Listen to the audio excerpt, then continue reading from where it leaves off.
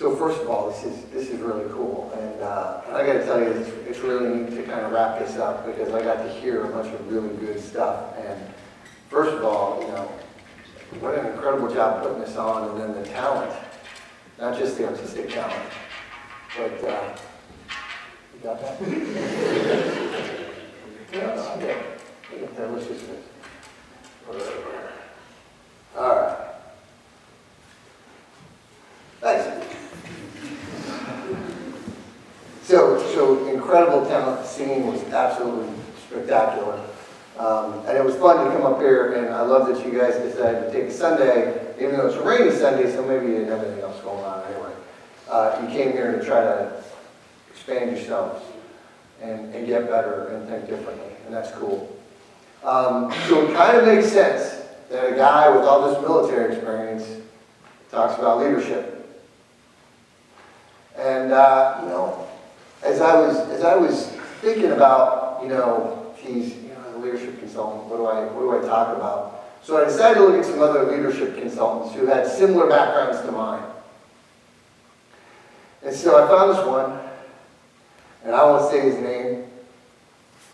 I might tell you he was in another service.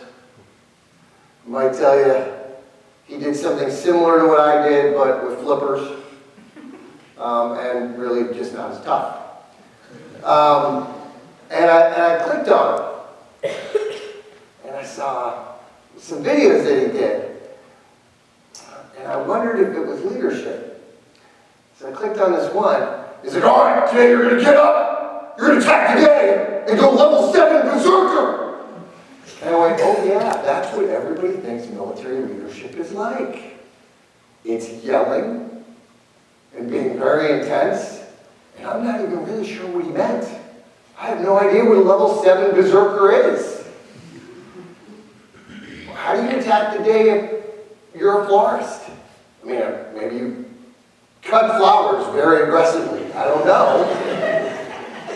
But it seemed to be less inspiring than I thought it should be. And I went, oh, inspiring. That's something that we don't usually think about when we think of the military. So, everybody stand up. Great, now sit down. Did I just lead you? Or did I just tell you what to do? Is it both? I don't know. I don't know if that's leadership.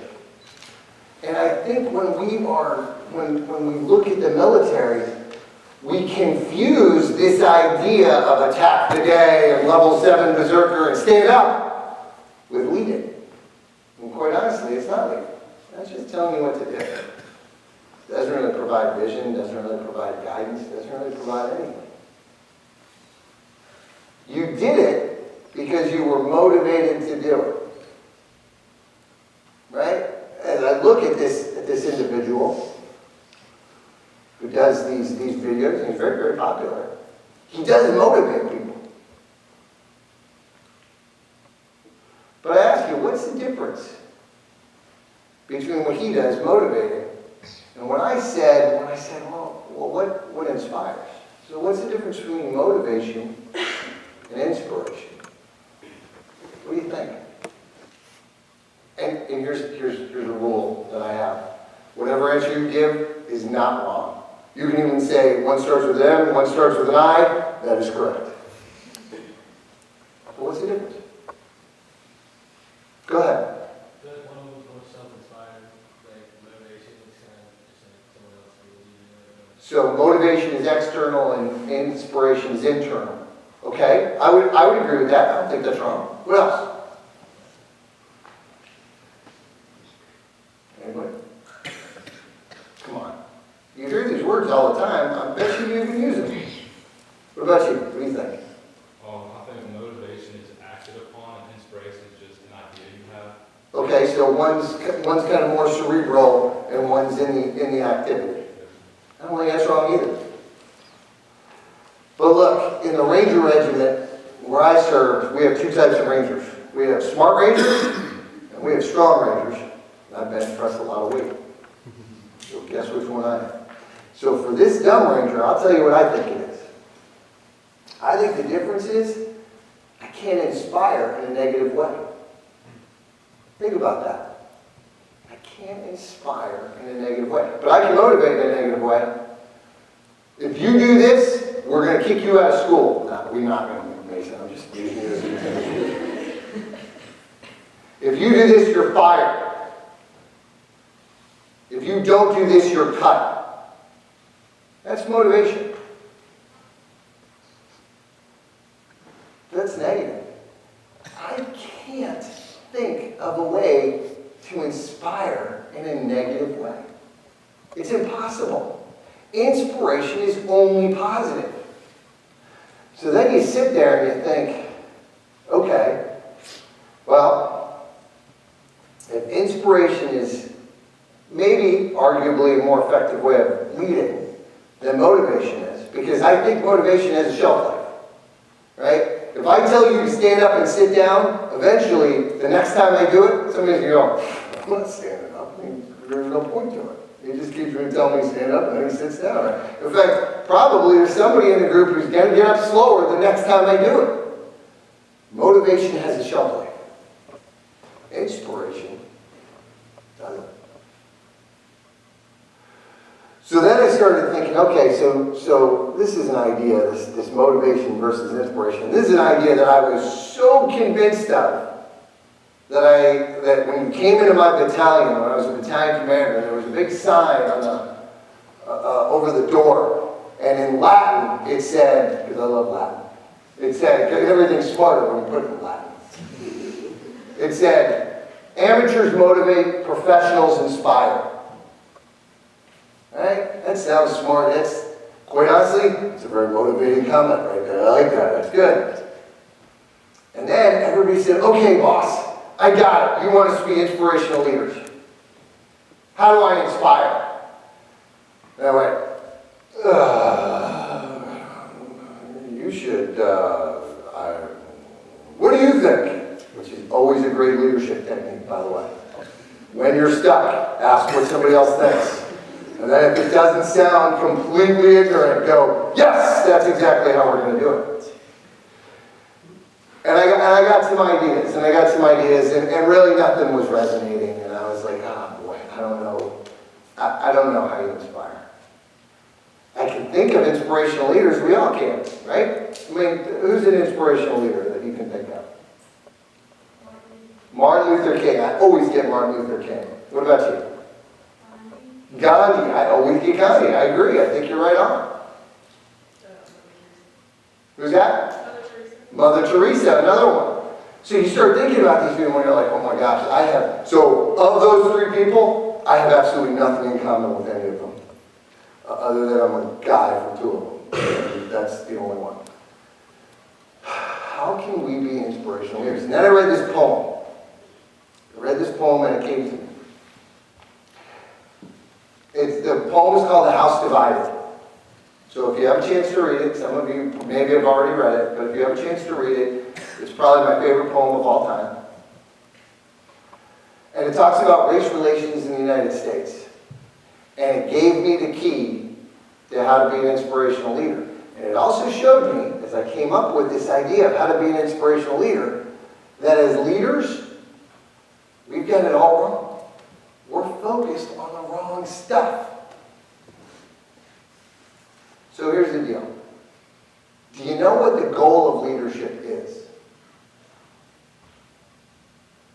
I'll tell you. The goal of leadership, you do. You just, you're not sure. You don't want to say anything. God forbid we make a mistake. The goal of leadership is action. We want somebody to do something, think a certain way. We want something to happen. We've got to make the bottom line. We've got to get people to learn something. We have to get to an action. We've got to win the game. And what do most leaders focus on? This. They focus on this, getting that action. It's the wrong thing to focus on. Because There's something in your life. There's something that every time you've wanted to do something, whether it's ask out that boy or girl, whether it's apply to a certain school, or try a new adventure, there was something that stopped you from doing any action you ever took.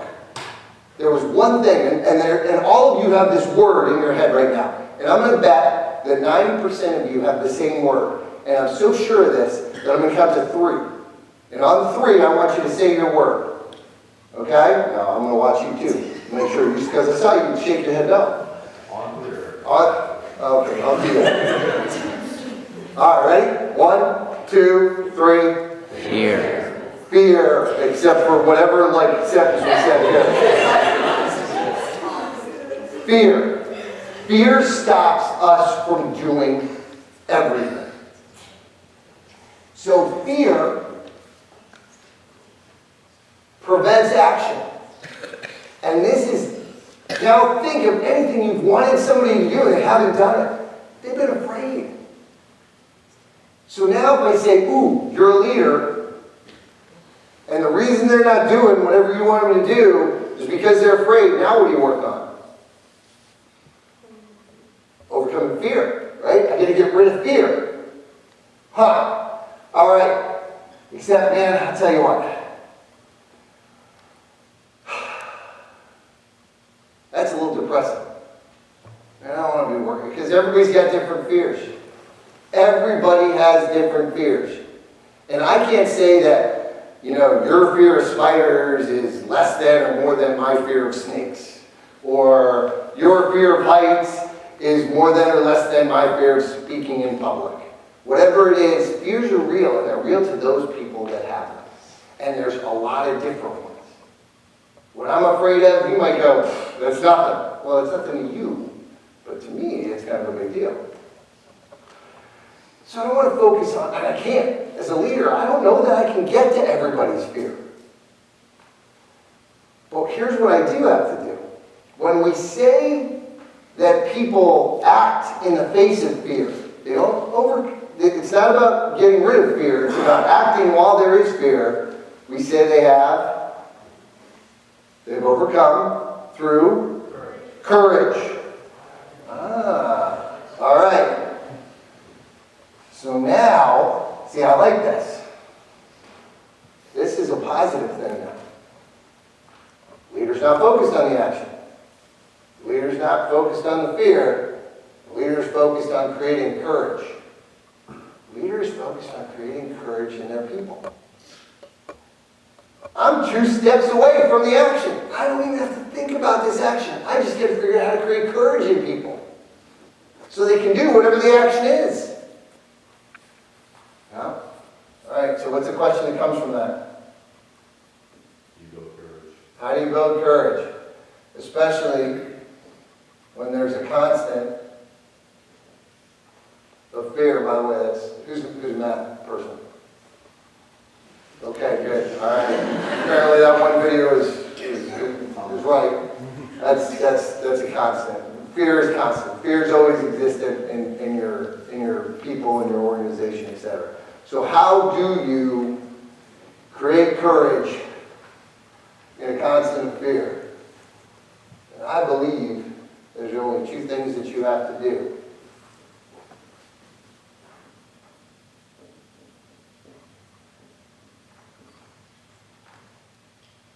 You have to create hope, and you have to create trust. If you can create hope in your people, that what you're asking them to do is worth doing, and they can do it, and trust, I got your back. I'll resource you effectively. If you fail, I'll help you.